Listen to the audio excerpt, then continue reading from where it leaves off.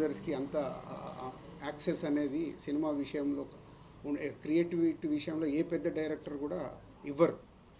So but నేను approach అవుతూ ఎప్పటికప్పుడు సార్ మీరు చెప్పిన కథ ఇది, మళ్ళీ మళ్ళీ మీరు చెక్ చేసుకుంటూ ఉండండి, ఈ సినిమా రిజల్ట్ మీకు నాకు చాలా ముఖ్యం, హీరో గారికి ఎలాగో ముఖ్యం, RRR తర్వాత వస్తుంది కాబట్టి ఆయనకు ముఖ్యమే. సో వెరీ ఇంపార్టెంట్ ఫిలిం అని వర్క్ చేస్తూ చేస్తూ చేస్తూ ఎస్ కమ్బ్యాక్గా వస్తున్నాను.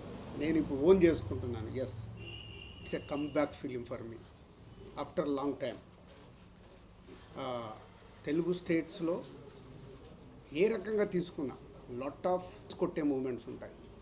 మన తెలుగు ప్రేక్షకులు సినిమా చూసి చిరంజీవి గారు ఒక మాట అన్నారు, కమర్షియల్ సినిమాలు అందరం చేస్తాం రాజు, శంకర్ గారు ఒకప్పుడు జెంటిల్మెన్ చేసిన, భారతీయుడు చేసిన, ఒకే ఒకటి చేసిన, కమర్షియల్తో పాటు మీరు ఆయన సినిమాలో ఒక మెసేజ్ వచ్చేది.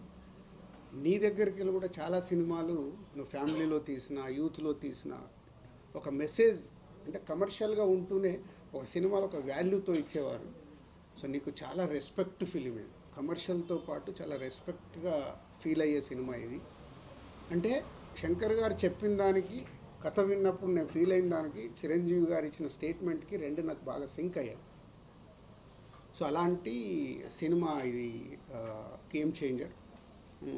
శంకర్ గారు ఒక శివాజీ చూసుకుంటే ఇప్పుడు ఎలా అయితే టిట్ ఫర్ ట్యాట్, ఒక హీరోయిజం ఉంటూ ఒక టిట్ ఫర్ ట్యాట్ ఉంటుందో, అలాగే ఇవాళ పొలిటికల్గా ఉన్న మనం చూస్తున్న స్టేట్స్లో కానీ మన ఇండియాలో పొలిటికల్గా ఉన్న మూమెంట్స్ కానీ, హీరో విలన్ మెయిన్ అంటే ఎస్జే సూర్య గారు, రామ్ చరణ్ గారు సీన్లు వస్తుంటే థియేటర్లో విజిల్స్ మూమెంట్స్, అవన్నీ క్లాప్స్ కొట్టే మూమెంట్స్, ఇలాంటి ఎన్నో సినిమాలో కుదిరాయి.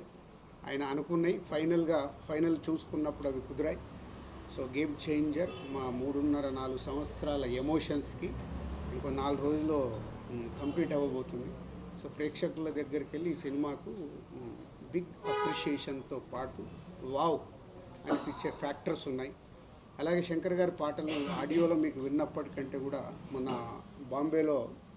బాంబే మీడియా ఇంటరాక్షన్కి వెళ్ళేటప్పుడు వాళ్ళకి ఏం చూపించాలి, ఆల్రెడీ యూట్యూబ్లో ఉన్న కాంటెంట్ చూపిస్తే వాళ్ళకి ఏం ఎగ్జైట్మెంట్ ఉంటుందని ఫస్ట్ టైం అక్కడ కూడా శంకర్ గారిని నేను చాలా ఒప్పించి, లేదు సార్ నాకు ఒక సాంగ్ కావాలి, నేను అక్కడ చూపించినప్పుడు బిగ్ స్క్రీన్ మీద ఒక అప్లాజ్ వస్తుంది, మీరు నమ్మండి అని జరగండి జరగండి సాంగ్ని తీసుకెళ్ళి వాళ్ళకి చూపించడం జరిగింది. అప్పుడు బిగ్ స్క్రీన్ మీద చూస్తే వాళ్ళ రియాక్షన్స్ అదే థియేటర్లో రేపు రాబోతున్న రియాక్షన్స్ అని గట్టిగా నమ్మం.